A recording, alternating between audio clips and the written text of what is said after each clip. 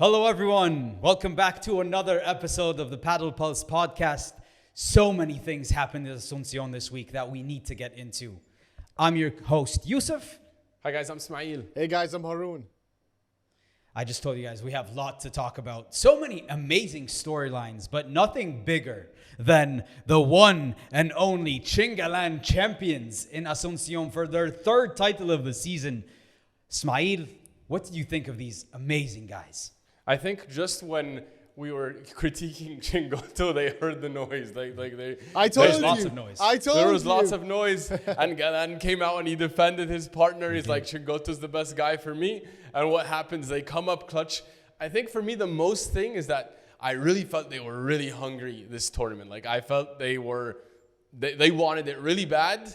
Galan looked so hungry. The amount of screaming and yelling and just ferocity. Yeah. It was clear. It was clear. They were so hungry, and the body language all throughout, especially in the final, they were like, "Come on!" It was like all throughout. They were really aggressive with how much they were, cheering. I don't know how much is intimidation, how much is pure desire, but they were really eager for this title.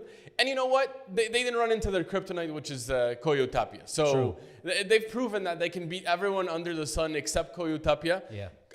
Augsburger and Cardona, they did beat them before though, and so they technically got revenge on them, and they're the up-and-comers I think that everyone is predicting. Yeah. But that was an awesome win for them, and they should be very proud of that title win.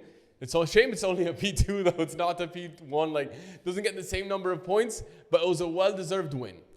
Three Haroon titles in 2025. You're saying this team shouldn't break up. Of How are you course they feeling after this one? Of course they shouldn't break up. And I told you after you made the video, Chingalan should break up. They're not enough power. It doesn't matter. It's not just about power. It's about making sure you have balance, you have chemistry. Yeah, you're smart, strategic. You can go through long matches and you bend, don't break. So they're a great team. And I told you they have a potential to be world number one. And like Ismaeel said, they're beating everybody except Coello and Tapia. And I think they're bound to beat Coello and Tapia at some point. Coello and Tapia looked like they were very normal humans this tournament. So it's not so far-fetched to think that they could take them down. And even become world number one this year. But their form was great. They beat Carburger, which is an insane team who looked really unstoppable this whole tournament. And they beat them quite, I won't say easily, but they had a game plan and they executed it perfectly. It was a great. That was an awkward match, though. I don't think they executed it perfectly. That was a very awkward match. Like when I was watching that, they went up a break early, right? They were up 3-1, and then they got broken back. It was 3-all. Then they went up a break again, serving for the set, lost it again. Then all of a sudden it's 5-all. Then all of a sudden they find themselves in a tiebreak, and that tiebreak was very close, It was so close. That tiebreak was maybe a Cardona backhand volley away from going the other way.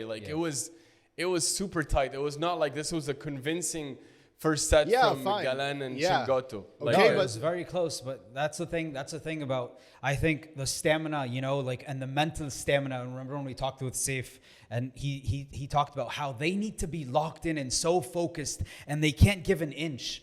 And you felt like they had the stamina, they had the endurance that we can go for an entire set, 7-6 like that. But guess what? We can keep that same intensity for another set and even a third set. And I think that's something that Cardona and Augsburger are going to have to learn with time. That they kept up the intensity for an entire set. And as you said, it could have went either way.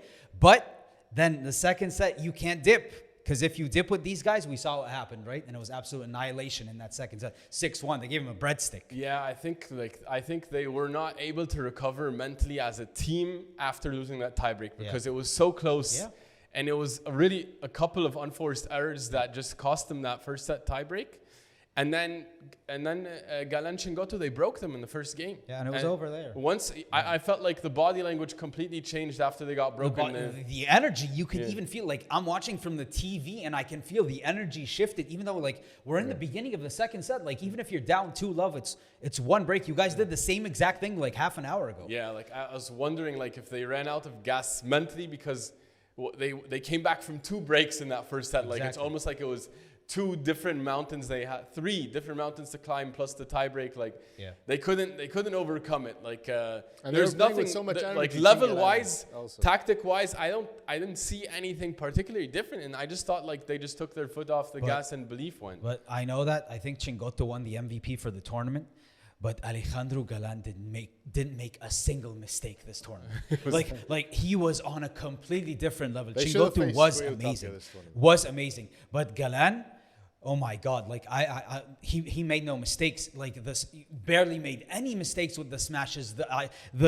You know, they say about the top players, it's all about the decision making. I did not see any bad decision making from him. He was on it, and I think he took it as a mission. You know, when you said he had to come out defend Chingotto, and like people, I was questioning like, what's up? Galan can't see this. So he made me eat my words. But the thing is, I believe Galan is capable of being world number 1. It's just who's next to him. Chingotto. But what he showed is amazing. Yeah. One other thing I would like to mention that stuck with me in this final, you know, during that second set, and it was. Or after that fiery first, I don't remember exactly the moment, but there was a moment that absolutely stuck with me this match. And in the changeover, it's a tense battle going toe to toe, and probably you're talking about tactics, right? But then what are they telling each other in the changeover? Chingotto told Galan, "Te quiero, I love you," and he told him, "I love you." That's all. They just kept telling each other, "I love you." It just shows, like Haroon says. It doesn't come down to tactics sometimes. It just comes down to how you feel as a unit, how you feel as a team, and let's just fight. Chemistry. And they fought, and the chemistry, exactly. It comes down to the chemistry. And that's exactly what they showed. And who won in the end? They won in the end. But this is just proof that chemistry and being there for your brother, to go fighting together as a team, it can take you a long way. And that's what happened. Yep. I mean, I love it. Chingo. I love the relationship they have. Like, even though it hurts me because I'm a big Galan LeBron fan, so I'm always like I'm biased to that team. Like I love that team, but the Galán Chingotto, they're so inspirational. How close they are on the court. I love the body language that both of them show with each other, and I love how they fight with each other. The only times I see maybe potential dips in body language and ferocity is probably against Coello Tapia, exactly. And it's expected, right? And it's by Galan. But like if you look, it probably is by Galan. It's both. But like look, they're by far the best second team second best team in the world by far. Like they ran through everyone this tournament. I'm not going to say by far. I'm not ready to say by far. I'm not ready to say that given what I'm seeing Carburger do now. I understand, but they just proved that they are the best second team. But results-wise, they are. Well, right are now, they leading? I think they're leading the race right now. Yeah, they're arguably even the best team. You could argue that. Yeah. Yeah, but that comes to the question, right? Because I'm thinking about this, right? And when they go up against Coello and Tapia, they're struggling. 9 straight losses, right? But maybe to become world number 1, you need somebody else to go and beat Coello and Tapia for you, and then you go and you win. Like we saw the 3 tournaments that they won. They didn't beat Coello and Tapia. Somebody else took Coello and Tapia down for them. Yeah. And that's eventually going to happen, right? So maybe you don't need the question of you need to beat Coello and Tapia to become world number 1. Maybe that's not the question. Maybe you don't need to beat them. Maybe you don't, because for now, and we'll talk about Buenos Aires again, there are people in the Coello Tapia path that maybe can take out Coello Tapia and who have already taken out Coello Tapia. So maybe they don't need to do that.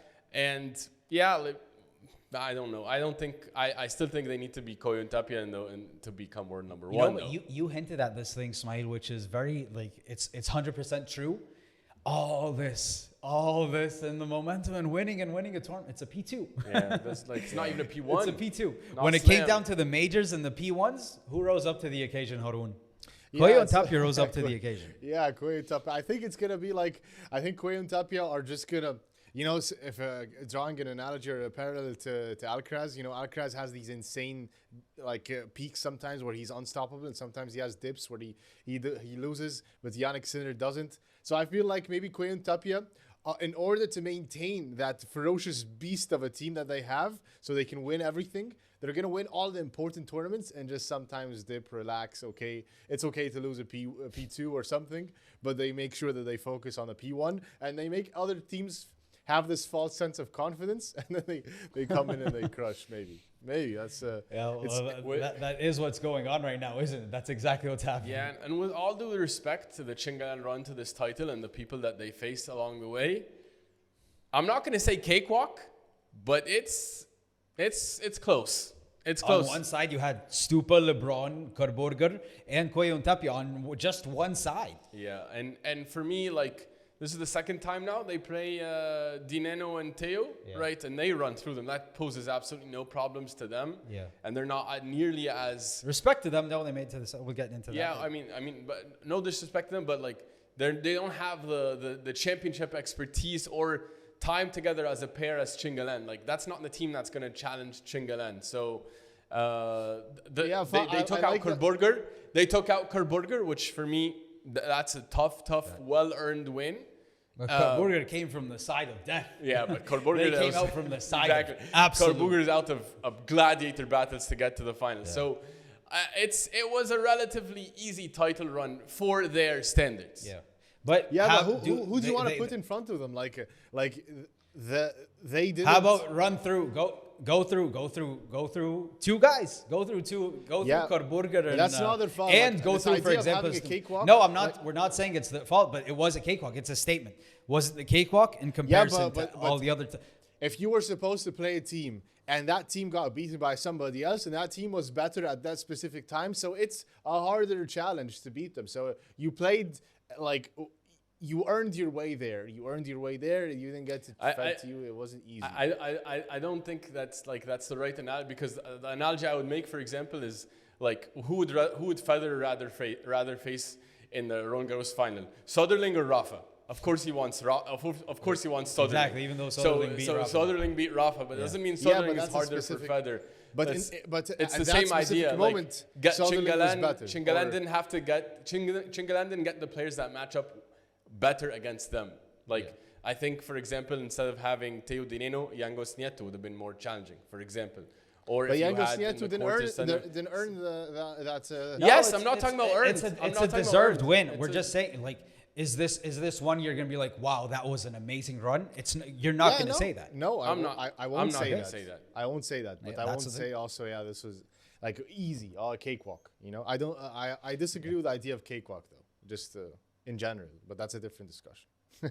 That's a completely different discussion. I qualify this one as a pretty. I qualify this as a cakewalk too, but we can agree to disagree. Okay. But as much as we talked about Chingalan and their amazing tournament, and they deserve so much praise. The finalists, though, Ismaeel, Carburger, these are your boys. Yeah, like, how about this one? I was so happy. I'm so happy because I was rooting from the beginning of the season, and I thought on paper that this is going to be such an exciting matchup, just the amount of power that's going to be on court. And I'm so impressed by their development overall, right?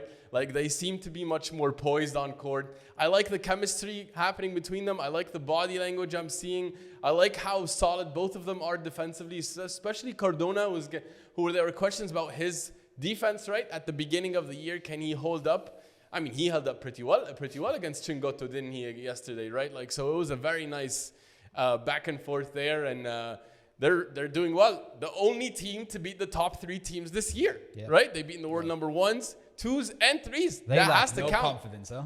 They don't have any lack in confidence. No, they don't. They don't. And I told you guys, I think Augsburger is built for the moment, and I think slowly Cardona is starting to look the same to me. No, you need to, like, after we've been seeing, we have a body work in front of us. Cardona's up there, man. Cardona, like, he rises up to the occasion. We have to say that. He's a beast. Because I think for me, like, you know, if you play any kind of competitive paddle, like, you know, like when you decide to launch a smash, for example, that takes courage. Like, it takes commitment to that decision.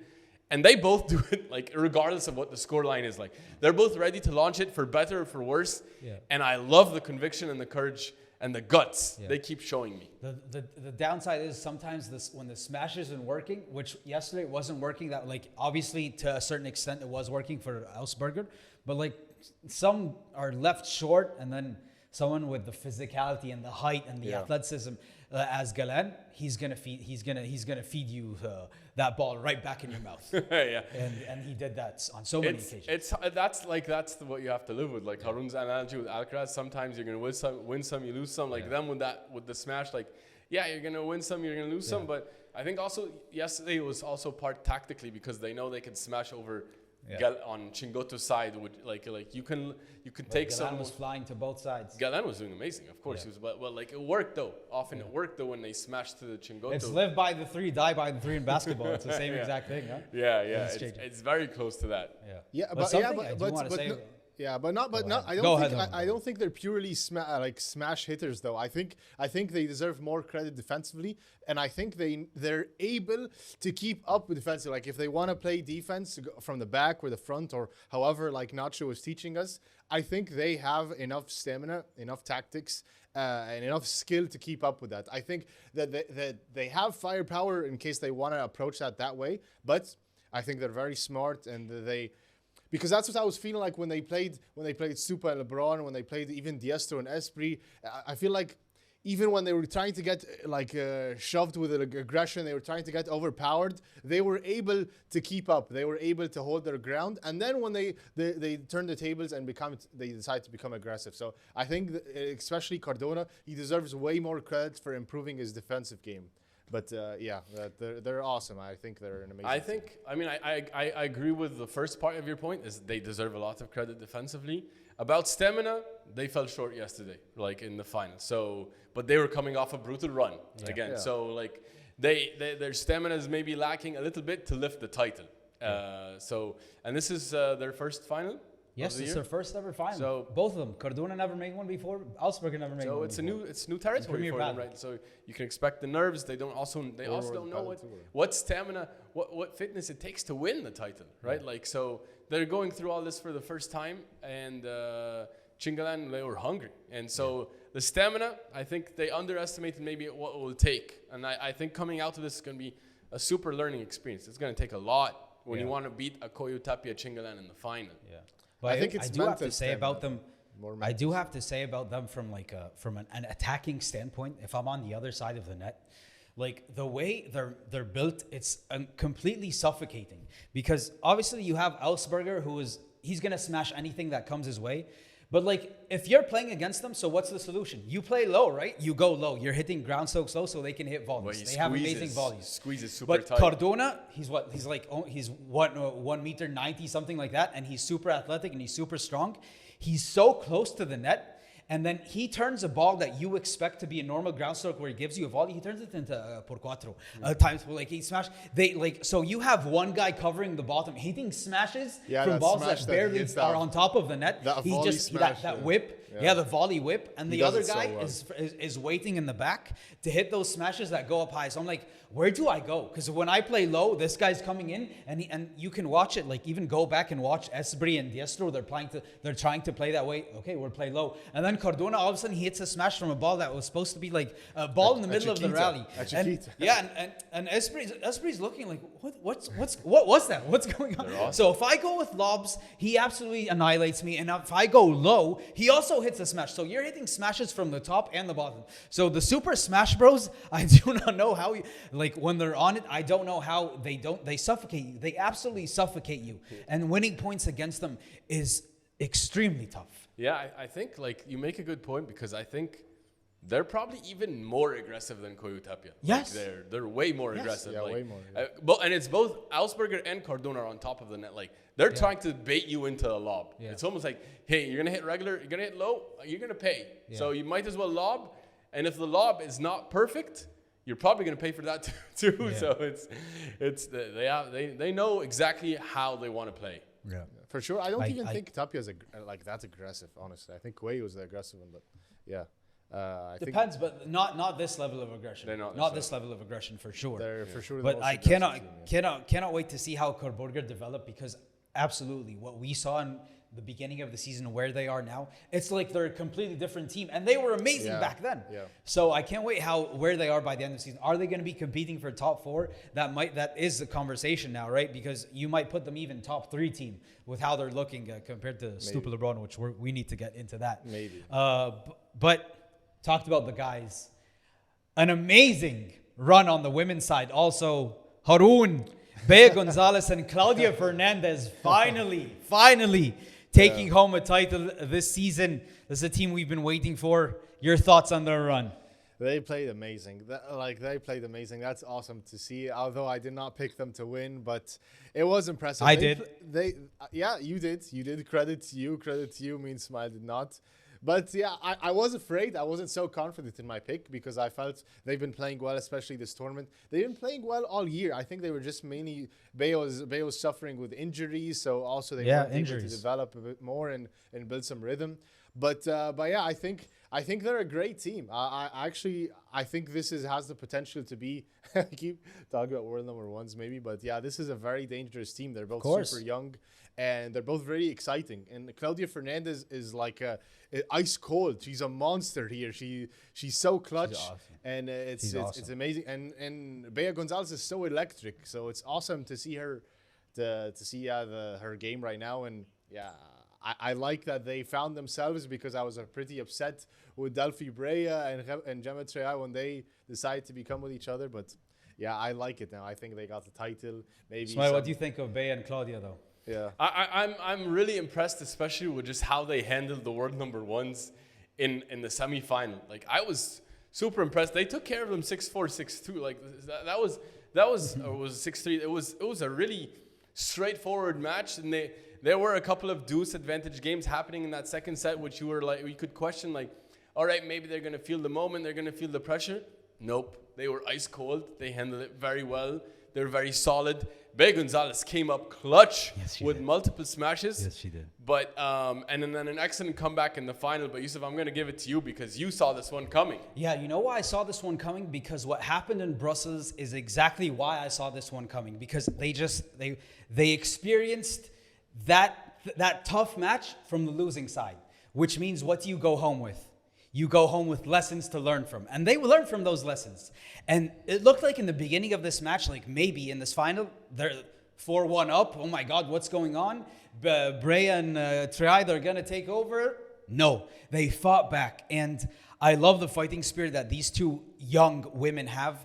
I love Bea Gonzalez, one of my favorite players to watch, but Claudia Fernandez, she is at 19 years old, extremely experienced, and she's made, I don't know how, 17 finals, something or 9 finals. I don't remember exactly. Won 7 tournaments, at 19, which is insane. So this team, and in the tiebreak, they came up clutch. So many instances, you think maybe it's a down and out because they're going up against Triay and Brea, who are by far the best team this season. No. They fought back, they came back, and this is a team that, as you said, Haroon, they are capable of fighting for world number 1. Nobody outside them has been able to beat the top 2 teams to win, and they have. They are able to beat Ari and Paula. They are able to beat Triay and Brea in the same tournament. No one outside the top 2 has been able to do anything. And surprise, surprise, we have a third team. I think we have a 3-headed monster on the women's side. Yeah. And Bea, if she can stay healthy. Oh my God, because we're going to go into tournaments going forward where you're going to have 3 teams who are capable of fighting for that throne. I love it. I love the fact that we have this competition, and I'm really happy that we get to see this type of matchup going forward where they can all beat each other. It's going to be so fun to watch. Now, from here on out, I'm expecting awesome battles. Yeah. You know, as much as Bea and Claudia deserve praise, and rightfully so, Ismaeel on the women's side, Triay, Brea making it to a final. That's now 7 finals in the last 8 tournaments they played. And I think that's all the tournaments they played this season. Thoughts on these 2 women? Yeah, they're dominant. They're a dominant team. When Gemma Triay made the switch, I didn't think it was going to upgrade her to this level. I didn't expect this level of dominance, but it shows the chemistry and it shows how clutch both are. Delphi Brea deserves a lot of credit here as well. Gemma Triay, world number 1, absolutely deserved here. She earned it. She's alone on top of that throne. She Back said on the throne. she made the change because she wanted world number 1, right? Yeah. She left Claudia Fernandez because she wanted to compete for world number 1. And guess what? It worked. It worked, and she saw something in that partnership with Delphi Brea. She made it work. Delphi made it work, and they committed to the goal. Here they are. They're the best team this year by far. It's not close. Yeah. And she deserves to be world number 1 right now. When we watch her, she does look like the best player. Yeah. Although Bea Gonzalez did give her fits. That's and true. I think who will continue to give her fits. But But for all Haroon, year- how do you feel about but all Triay? year I think she's been the best player. Like, all year she's the rightful world number 1, and she's back on the throne. It's well deserved. Not much to say. She's an amazing player, legend in the sport, and nice that she achieved her goal. And I'm excited to see what her goal is now next to try to win every single tournament. So it's really exciting to see. But I have to say, like, the difference between Claudia and Fernandez and Delphi Brea, like, it's not like that much. Like, I don't know. Like, I feel like if you stayed with Claudia, you were probably going to achieve the same things. Yeah, I wonder. Like, it wasn't the Claudia issue. It was Bea just injured. That's why Bea and her haven't done much either, like, till this tournament. I don't think the levels between these players is big, but like we were just seeing with Chingalan, like, it's really chemistry sometimes what they're looking for, right? Yeah. And it's feelings. Yeah. And the feelings allow you to bring that 0.5% version of yourself, which is better, which is needed to win the final. Like, because she was making semis and finals anyways last year. It's just that, like, that extra feeling that, well, when you get that extra feeling, I guess you can. Yeah, but I feel like because she Gemma Triay herself was able to become a better player with Delphi Brea more than with Claudia Fernandez. Yes, between them two, Delphi Brea and Claudia Fernandez, not that big of a difference, but she was allowed to become more and also become a better team together. So I think, like, there are small things like Ismaeel saying, and also like, I think they're a smarter team together. I think because she's a bit older, so yeah. I mean, it looks like it's working out for the better. Yes, it is. We need to hear from her what exactly does she think Delphi is able to do better. Yeah, it would be nice to understand that from her. But guys, on other news though, we have lots of big winners this week, and there were so many nice storylines. This was an amazing tournament. Yousef, who's your biggest winner of the week? Is there anyone else that we can mention other than Jose Diestro and Juanlu Esbri? Esbri, man. We were just giving Esbri credit on the who has the best smash episode. You guys need to go check that out. We talked about Esbri. He took it personally, and we took it personally. Also, like, come on, give Juanlu Esbri some love. How about this? He's amazing. He's amazing. Yeah, I've been a big fan of his since like 4 years ago when I saw him. He's been a kid. Like, he's awesome. By far. Like, he deserves so much love. But them, like, they are by far the biggest winners this week. The run that they had, like, they deserve a trophy in some way. Gladiator in run. some way, shape, or form. This is going to be... Can they be nominated for Gladiator Run of the Year? I allow it. We should allow it because, like, first of all, they go through Libak and Garrido in that first match. Brutal. Final set match, they took them down, deserving win. Then they go on, take down Bergamini and Paquito. One of the best teams this year. And they've been playing their best paddle coming into this tournament. And then you go on and you take down the world number ones, Coello and Tapia. Coello and Tapia were not playing their best, but take nothing away from Diestro and Esbri. They deserved that win. They did not back down. They went all the way to a final set. So you fought all the way to the end and you did not back down, and deservingly so. They make it all the way to the semifinals. Eventually run out of steam. Can you blame them? Can you blame them going down against Carburger 4-4? Like, well deserved. But as a team, they're the biggest winner. But two separate storylines here. Juanlu Esbri is a man, we've been watching him for a long time, and we feel like he's a young guy who is going to make it to the top of the game. But last season, he had Bergamini with him, and Bergamini was fighting with him for a tournament or two, and then he decided to let him go. And Esbri talked, and he even came out and he said, like, I don't like that no one gives projects any time anymore, and everyone wants to move on to the next. And he was left in limbo because he couldn't find anyone. So to have this tournament, to stick with it and to fight and to keep grinding, head down and grinding, and eventually take down Coello and Tapia, something Bergamini wasn't never able to do, and then making it all the way to semifinal, I think this is amazing for him, just an amazing story, and I can't wait to see what happens going forward. But that's from the Juanlu Esbri side, an awesome thing. And from Diestro, just a small thing to note, he is the oldest player ever to beat Coello and Tapia. Beast. So well deserved. there's nothing more That to might add never there. be broken. Bro, That might yeah, never be might broken. Yeah, so there's nothing more. At 35 years and 8 months old, he was able to do this. I don't predict that will be broken. Probably not. So, biggest winners of the week by far, man. Diestro, Haroon. Remember we were talking. He's like he's such a chess master. You would look at him like he doesn't have the best bandeja, doesn't have the best smash, doesn't have the best rulo, like not the best of anything. But the way he knows how to use the tempo, the way he knows how to put the precision, the power, it's just awesome. I love to see wins like this. Yeah. I love to see tactical wins and smart wins like this. I love it. You know, I love it. it's Extremely well funny. deserved. It's Extremely funny well maybe deserved. because his style of play, I'm assuming like you don't know where to place him. Like, is he a right? Is he a drive player? Is he a smash? Like, where is he? Where is he? So he usually obviously plays on the right because he's the one that sets things up. But he's more aggressive or than somebody like Javi Rico, for example. He's a lefty. Yeah, lefty. Sorry. But like Is he supposed to go to the other side? no, but I mean like his style of play is always like that. He's not playing with another. But yeah, never mind.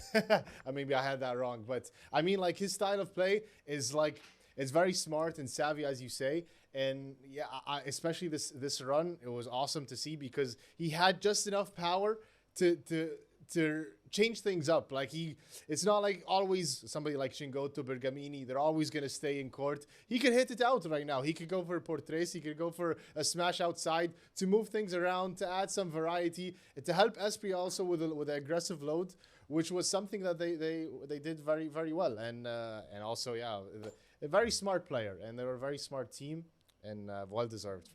Well deserved. Yeah, it's awesome win. Haroon, though, who's your biggest winner of the week? My biggest winner, it's not as big as Esbri and Diestro, but I have to say Nenno and Tello. I say Juan Tello and Martin Nenno, they are my biggest winners of the week. Back-to-back semifinals, well-deserved. I told you, what did we talk about with Ribak and Garrido against Nenno and Tello? I told you they are going to be more consistent. We're not going to see that high of highs, so they're not able to beat Chingalan, but they're able to beat everybody they're supposed to beat, and they're able to be super consistent and go deep. And it's impressive because they're just quick team that they just got together, and they had some great success. So they're my biggest winner. Not as flashy or as amazing as Diestro and Esbri, but still awesome. Yeah. It's hard to argue against that, right? And so far, both those dudes are winning that breakup, right? Yeah, clearly. Ismaeel, do you have one though? Yeah, I need to give love to my boy Victor Ruiz. Yes. And his partner, Yes. because they had their tournament ended early, but they had an epic round one win because they took out Yanguas and Nieto. And you guys know these are probably arguably the third or most fourth best team this year, right? And they're always a tough out. Automatic semis. And they took them to a final set, and then they came up clutch and won that final set. And so credit to them. Victor Ruiz especially, just when he's in the zone, he's the man. He's the man. He can show a very, very high level. I loved what I saw from them. They have great chemistry. This is not for the first time, by the way, they have a big win this year. They've had a couple nice big wins over top seeds already this season. And so they took down Garrido, and Nenno. Yeah, exactly. So they're familiar with this territory. This is now a second big win, right? You can say. And they lost in the next round because they had to retire due to injury. Okay, they ran out of steam and injury. But that's the thing about Yanguas and Nieto, huh? They make you work for it. If you're gonna beat them, you're absolutely gonna probably destroy your body in the process. Yeah, like they had no juice going into facing Tello and Nenno. There's nothing left for them to do, right? But it was an awesome win nonetheless. And so really happy for those guys and look forward to seeing what they do in the future. Yeah. We do have a couple other honorable mentions, Yousef. Yeah, I do have one honorable mention, and that is Alex Chozes and Sanyo Gutierrez. Sanyo is still alive and kicking. Yes, he is, my friend. Yes, he is. I know it was tough against, we're going to get into what happened against Chingalan, but the fact they made it all the way to the quarterfinals, first tournament together. Other people we saw did not have the best of luck on their first tournament back, but Chose, I love this story because Chose has Sanyu as his idol and able to play with each other. They struggled against Chingalan, but quarterfinal in your first tournament together, worthy of an honorable mention. Yeah, very nice, very nice. I'm very happy for both of those guys. Haroon, who's your Yeah, I'm honorable gonna mention? have to say Sofia Araujo and Andrea Ostero. That's somebody I like to mention. Like good tournament for them. They made a semifinal together. It was awesome. They lost to Delphi Brea. They lost to Delphi Brea and Triay, or the Queens. So good tournament for them. New partnership. Looks like it's gonna be great for them. I wasn't super high, but they proved me wrong. So they deserve some credit there.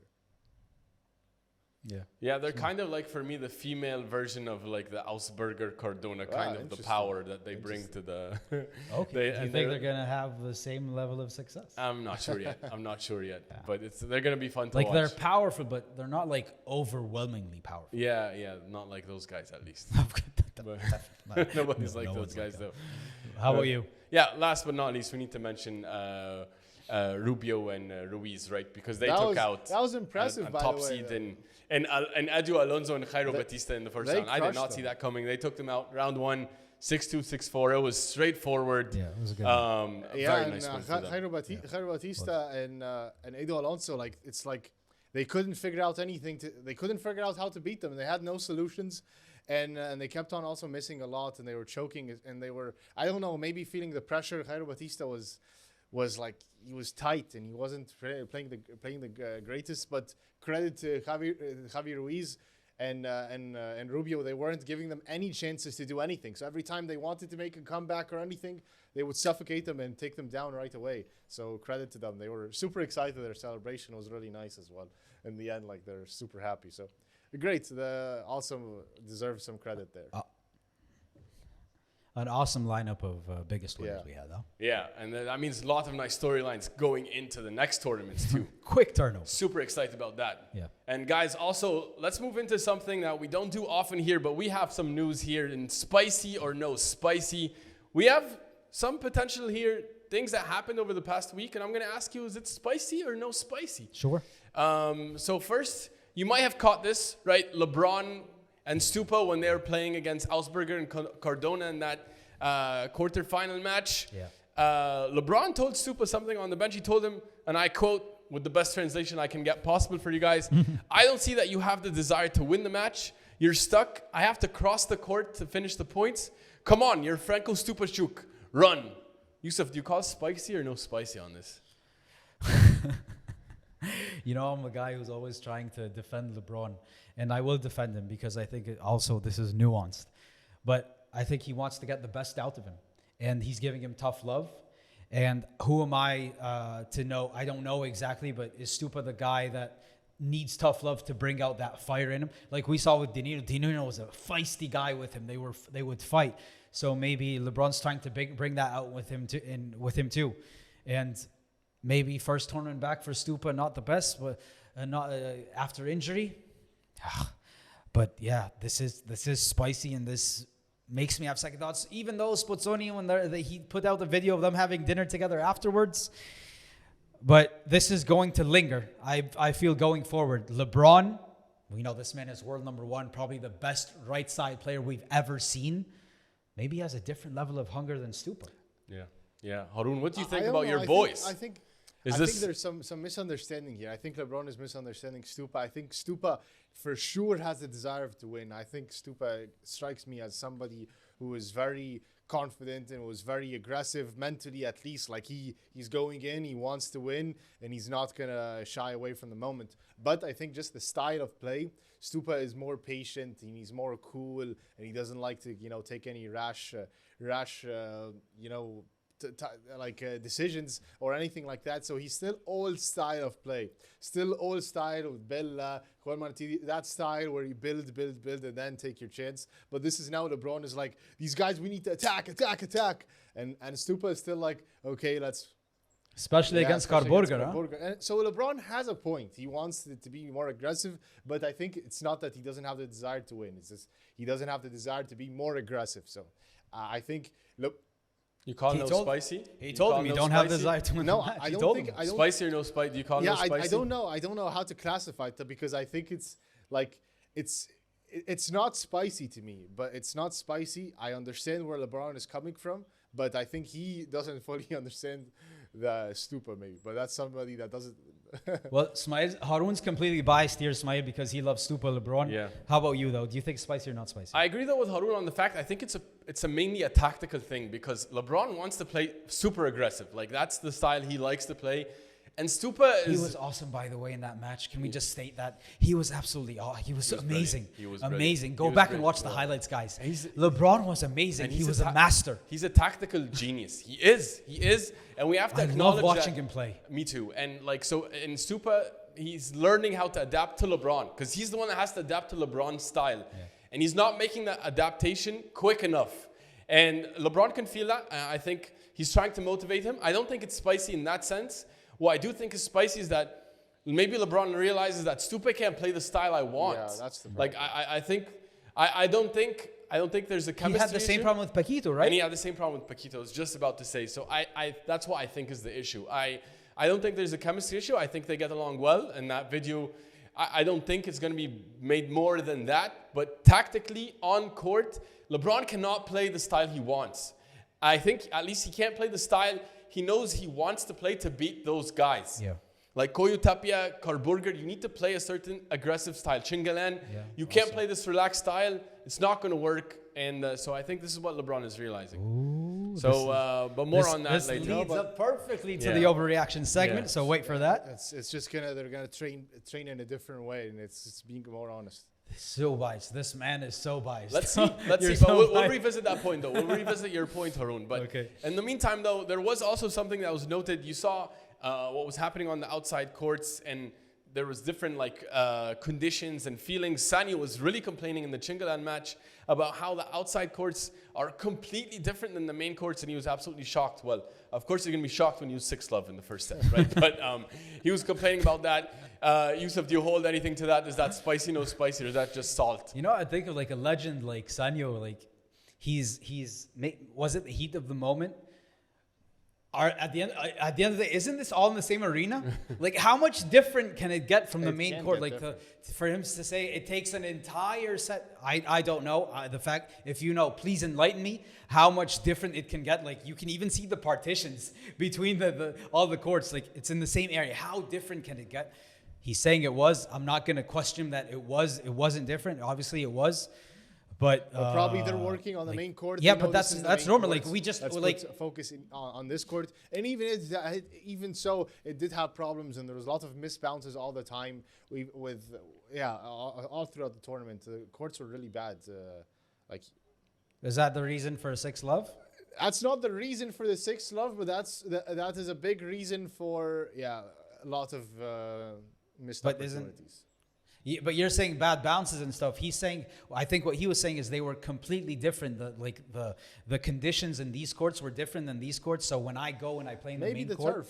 the conditions are turf. different. Maybe the turf could be different or something. Okay, so it doesn't have to do with bad bounces and stuff. Because if you say bad bounces, then it's both players. All 4 players are playing on the same exact court, are they not? Yeah. I so Haroon, you call no spicy. You think he has a point. It's spicy, but to me it's like to be credit to Sanyo, to give credit to Sanyo, he said that this has nothing to do with the outcome of the match. He just was just complaining in the match. which is think I he- would expect Sonny to say that. I think he was salty in the middle of the match.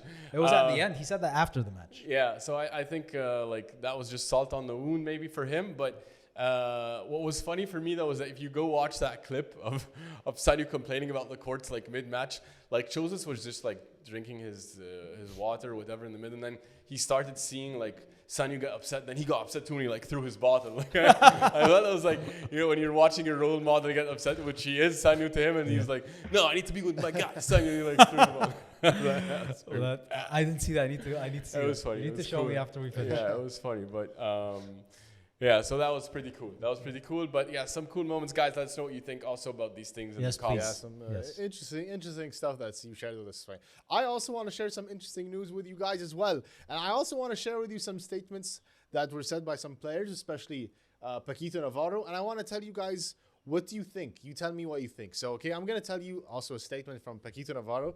Paquito said, even if Tapia is the best, the only one that really makes a difference is Coello. What do you think about that, Yousef? I don't know if there's only in that statement, but the one that makes a difference. How can I disagree with Paquito? How am I supposed to say, oh, Paquito, you're wrong. The statement is wrong. Like Coello's, as we said, he's the anchor. And I agree. Like Tapia, if he's playing amazing and Coello's playing bad, they probably lose. But if Tapia is playing bad and Coello's playing good, I think they're in the match. Okay, interesting. Ismaeel, do you think the Coello is the one that makes the difference? I think Paquito knows what he's talking about. Exactly. Right? How can I? It's hard to question, but like when I think about it, definitely from a supply demand, like there are not many players who play on the right side that have the power and abilities of Coello. Like it's amazing. He's a rare breed. He's a specimen. But when I think about Tapia, like. Yeah, probably if you put anyone next to Tapia, he's probably world number 1 too. Like so is Coello. Yeah, so is Coello. So like they're both the same. I don't know if I could say that. Like if you put anyone next to Tapia, he's probably still world number 1. But a point to be made here, like the Chingalan Coello Tapia rivalry was going toe to toe. Remember, it was 5-5 at some point, and that's because Coello couldn't figure out the Chingotto puzzle. Once he did, it was 9 straight wins. Or is it Tapia figuring out the Galan puzzle? No, but that wasn't the thing. Go back and watch those matchups. It was Coello didn't know how to deal with Chingotto in that play style. But when Coello changed and was able to adapt and overcome, so it's not Tapia adapting to Galan. Yeah, I think so. Okay. If I recall, that was even what they said. They said he couldn't understand Chingotto. Yeah, I think so too. But I mean, there's a credit has to be given to Tapia also for. There's no credit taking away. There's no credit being taken away here, is there? Yeah. Yeah, that's what I think. It's also when we talk about these guys, maybe, and when we compare them, like it feels like we're saying one is worse than the other, and then we put one down. But they're both obviously insane. They're both amazing. They're both world number 1, and rightfully so. They deserve it. But I think I disagree with Paquito. I don't think that. You disagree with I disagree with Paquito. The audacity to disagree with Paquito. The thing is, usually Coello can do most of the work to beat almost 99% of everybody on tour. If Coello plays by himself, they could win.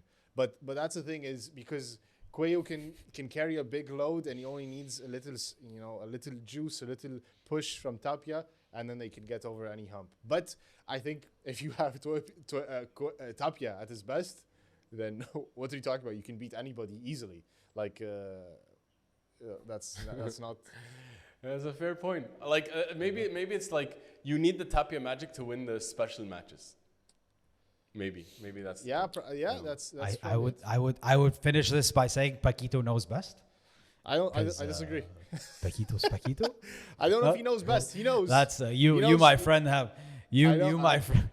God be with you, my friend, because I wish I had your confidence to say that. It's my opinion. It's my opinion, and it's I can say it proudly. I could be wrong, but I'll still say it proudly. Okay. Another Paquito statement that I want to share with you guys.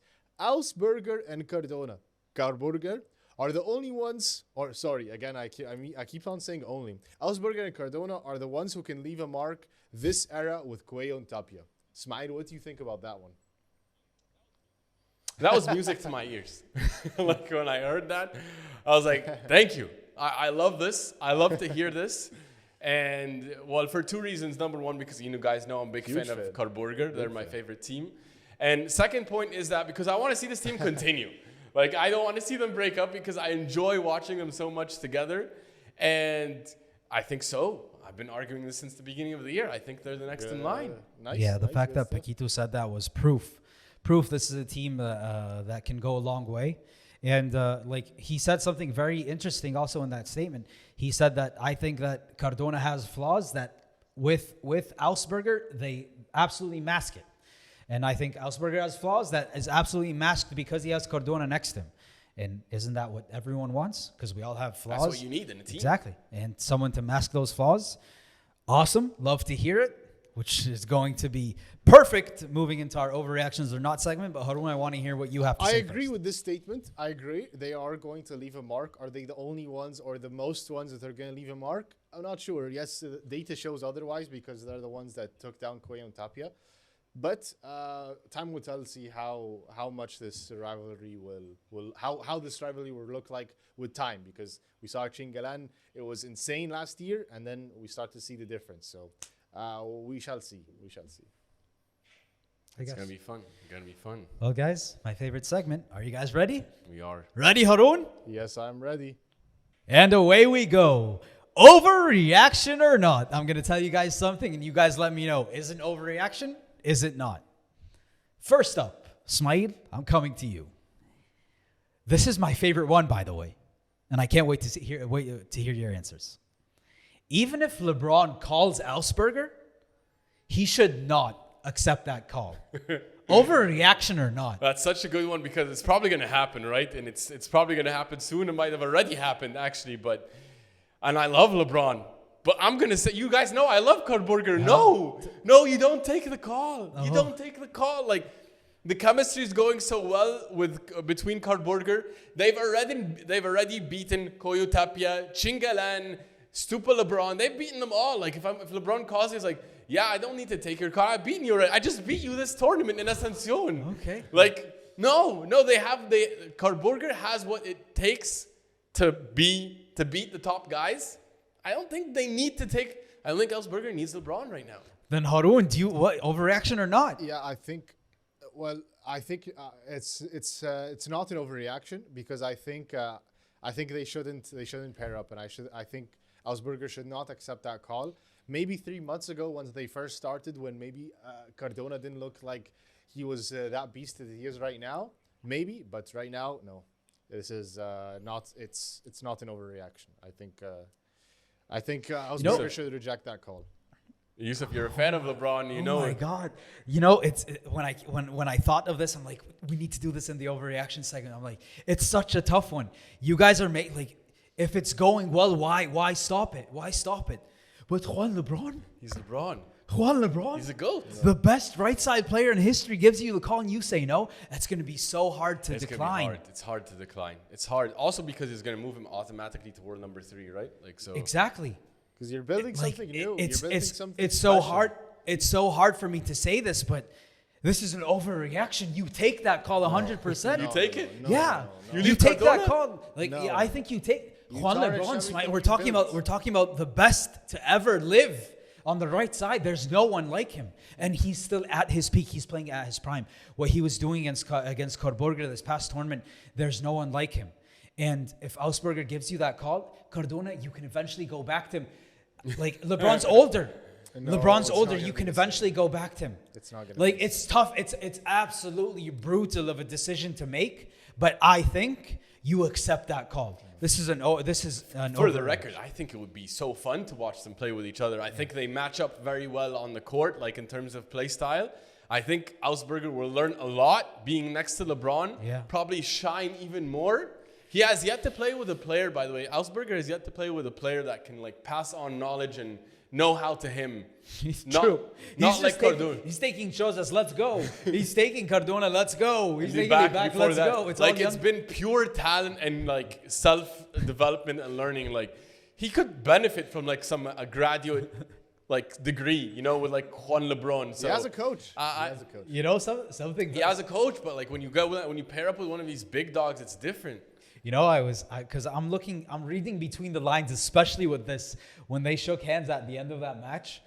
Augsburger got a really big hug from LeBron, and Cardona took a normal handshake. I watched it. He got the biggest hug. Like LeBron gave him the warmest hug. Let's say He did, yeah. So like, maybe I'm trying to Most build respect. something. Yeah, maybe. Like there was respect there. So, Yeah. But like LeBron, if he's gonna make this call, he needs to make it sooner rather than later. It's gonna be very hard for him to make that call like in a month or two. Like they're gonna have better results here. But this is a tough one. I do not want to be in that position. But that was that. Second one, Haroon, I'm coming to you because this has to do with your favorite team. Let's go. Stupa and LeBron will be ending this partnership soon. Overreaction or not? Enough with the grass is greener on the other side thinking. No. They're not going to break up. They shouldn't break up. And it would be horrible if they break up because why break up? Like, fine, okay, you lost the Carburger. They're an exciting team. But you let out the juices and then adjust tactically and come in with some great stuff. I think, no, overreaction, man. Overreaction. Ismaeel, how about you? Guys, for me, this is not an overreaction. And for one simple reason, we just discussed it. LeBron knows that Stupa cannot play the playing style he needs to become world number one and beat the top guys. It's just about the tactical mismatch. Like, they get along together fine. They're going to keep making semifinals and maybe finals, but they're not going to get over the hump because LeBron needs an aggressive player next to him to play the style that he needs so that they can get to world number one. He's hungry as ever. He wants world number one. No, I think he's gonna have to make a call. He's gonna call someone else. He's gonna have to move. Who's he gonna call? Who's he gonna call? We just said who he's gonna call. I just said who can call. He's gonna have to call Augsburger. Honestly, if Augsburger doesn't take that call, he maybe calls Galan. Maybe he calls Cardona and moves back to the left. But then why would Cardona take that? Augsburger is better for... No, if Augsburger doesn't take the call, that means he's going to continue with Cardona. Yeah. Like, if I go to Cardona, by the way, LeBron called me, I'm not taking it. Yeah, and I'm sticking with you. I don't think Cardona is going to be like, oh. Exactly. Ismaeel said LeBron's going to call Cardona. I don't know. I guess if Augsburger's not there, if they do not agree, then obviously this partnership's not going to end. But I think this is not an overreaction. I think it ends soon. And but the contingent is that he has Augsburger there. If he doesn't have Augsburger there is no one in the field that he can go to improve beyond where he is right now. No. Correct? I don't think I think he's not gonna. They're not. That partnership is never gonna happen unless they fight Cardona and Augsburger or something. Hey, I hope so, but I think LeBron knows there's limits. I really hate that LeBron got the short end of the stick with this breakup with Galan. Like, he deserves to be fighting up there. Like, give him someone to fight for world number one. Yes, he deserves to be in that fight. Stupa. Again, like, when you say that, it makes me come off as if I don't like Stupa. I love Stupa, but I don't think he's on that level for world number one. Why? They can't. They can. They beat Coello and Tapia. Maybe. They beat Coello and Tapia. They made finals before. They beat them in an off week when they were injured. Like, they beat Augsburger, Cardona before. They made a final. Like they've been fine. They've been fine. I know. It's this is a stance that you're taking. Like, the teams are great, and as it stands, like you do have good points. I'm just looking long run, like long run. But by the end of the year, it's this year. Everything is year to year. Like, there's no multi-year project anymore. It's very rare to have a multi-year. But project. that Coello and Tapia was a multi-year project from the beginning. We could see it. Augsburger, Cardona, we'll see. Chingotto, Galan, it's now a multi-year project. So we're like, you can see at the top of the game, multi-year projects are the ones that win. And why they don't continue is because the guys at the top, they want to reach world number one. They don't feel like that's happening. 2 years, but rarely does anything go more than two. Like, you have to be the best of the best to go more than two. Yeah. True, very true. Well, last one that I do want to tell you guys, Ismaeel, Javi Garrido, and Tino Libak should find different partners right away. Overreaction or not? What's this? 2 now first round exits for these guys? Yeah. Like, this is the Brussels and now Asuncion. This is not their level. Clearly, they were both left by their own partners also, so they're together not really by choice. They're forced to play with each other. And on paper, I was really excited about this matchup. I actually thought it was going to be win-win, and that they would do great together with this firepower. When I watched them play, what I think is that both of these guys are so erratic because that's how their play style. They're also more aggressive. I think both of them need a more consistent player next to them. Yeah, probably more mature wouldn't hurt either, right? Because they're also both young, especially back. Like, they need consistent, calm players next to them to build the points. And both of them together making all the errors that they make and both being erratic. Yeah, it's not an overreaction. They probably need to find more tactically compatible partners. Haroon, how about you? No, this is an overreaction. Now, let's be patient here. Fine, 2 first round exits, okay. It's, yes, concerning, but that's okay. I think they're figuring it out, and it takes time to build chemistry, and they have great talent. And they thing is they already had that path. They already played with many different players, and they've got the experience. Libak got that experience with Bella, so he's supposed to take it with. He got the experience with Tello. Garrido got the experience with Belwati. He got the experience with Yangos. He got the experience with Bergamini. There should be now an exciting team that they're merging together, and they're combining each other's powers. So I think it's just a matter of time till they figure it out, but they're going to figure it out soon because they have the potential to be an amazing team. But I think it's just they just need some more time. So it's an overreaction for me. Yeah, I'm going to say it's an overreaction also. I think we should give it time. Their 2 losses were round 1 losses. Cepero and Torre had the tournament of their lives in Brussels. And same thing with Diestro and Esbri. Diestro and Esbri had the tournament of their lives. So if you find a way to beat Libak and Garrido, you're probably going to have the tournament of your life. So I think it's an overreaction. Give them some time. They're eventually going to break through, and it's all very close. It's not like, oh my God, it's not working. It's not like Garrido, Nenno. It's different. It's like very close losses to guys who are on their way to having the weeks of their lives. So overreaction for me. But you need to have like the feeling and the willingness to fight with your partner. They with are your fight. brother. They do like, fight. They're like, fighting. like if they're committed to each other and they have that like commitment and brotherhood with each other, that hey, we're gonna fight, we're gonna take these bumps together, then good. Yeah. But if they feel like they're both forced to be here because they just got broken up with, then they need to move. I don't think that's the case though. I think we'll find out. I think it's their partners broke up with them, but I think that it's nice they found each other maybe in a funny way. But would you turn down partnering up with Garrido? Like if even if Tello turned you down, like would you say no to Garrido? Yeah. As Garrido, would you say no to Libak, a World Cup winner? You know, like we'll see.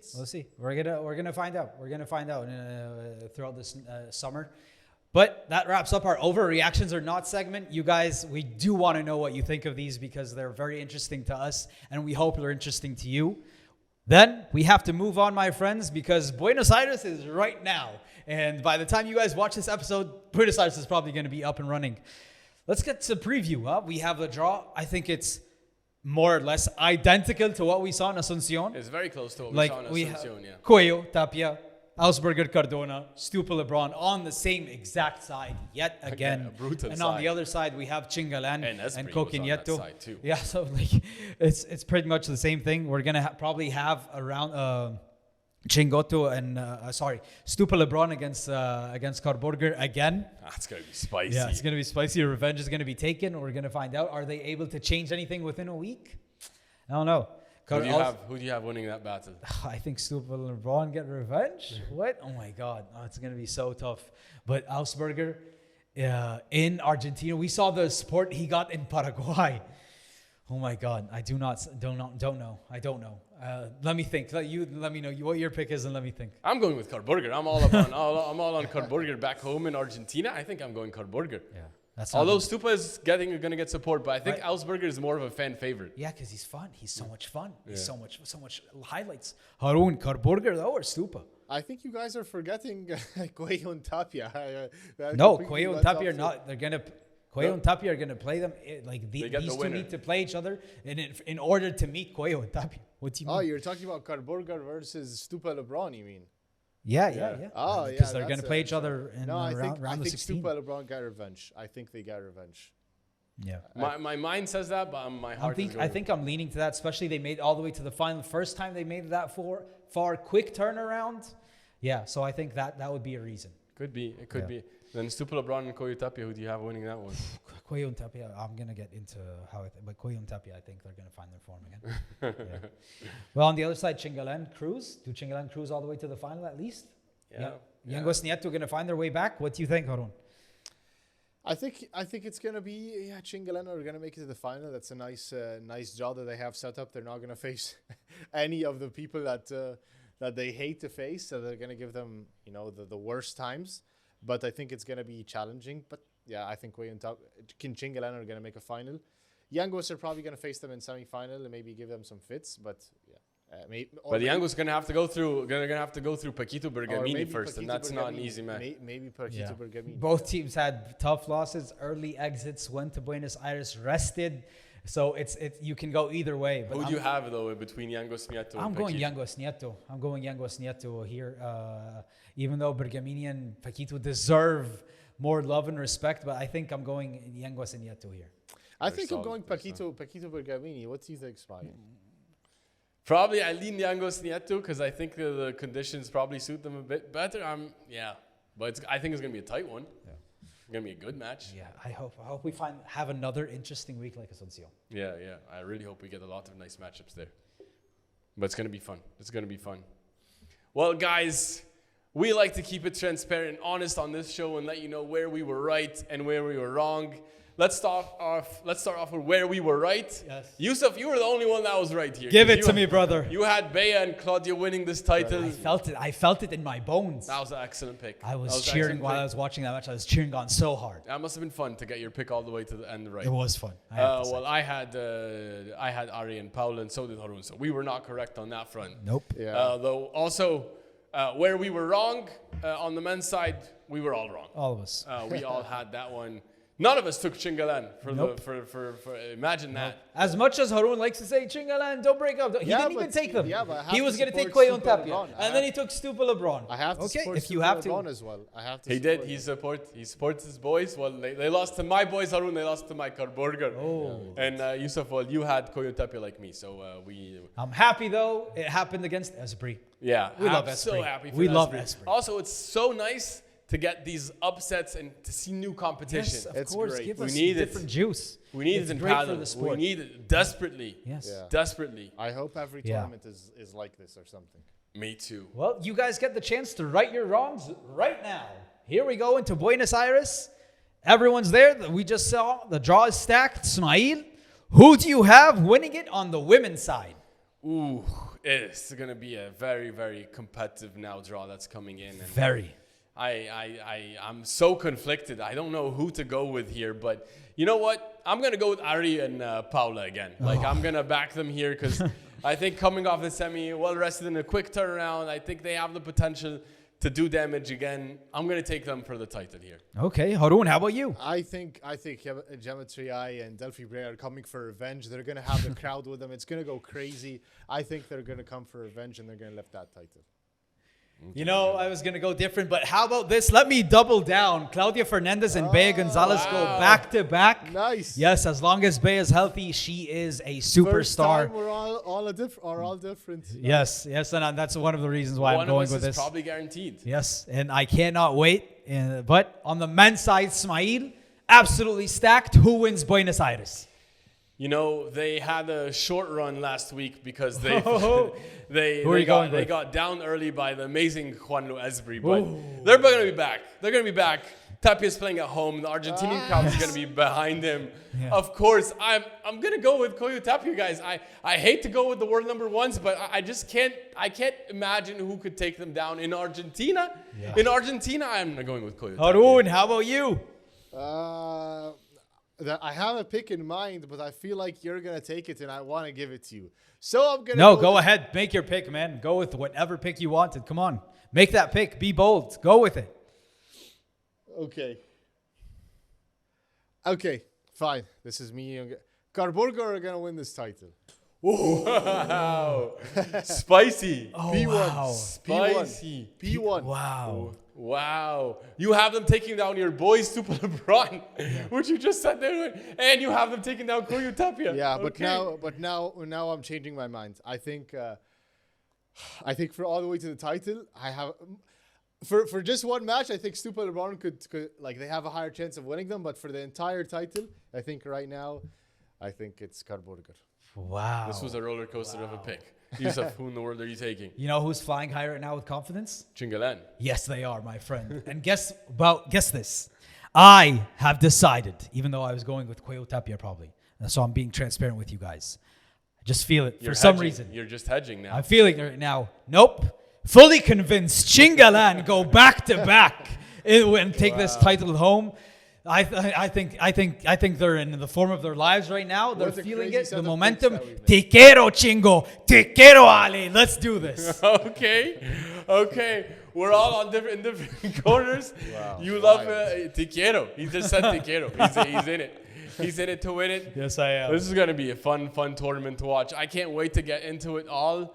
And guys, that wraps up the show. But go check out our interview with Coach Nacho Porto. There were so many nice things we got into. And also interview with Christian Murphy. We're the #1 for Britain. So many nice nuggets of wisdom about paddle and the tour. Check it out and let us know what you think in the comments. And also Bernat, the Padel Audio. If you guys Spotify audio podcast anywhere you can get those. Wherever. Bernat made some amazing ones too. Wherever you see our podcasts. See you guys next week. Vamos! Vamos, vamos, vamos!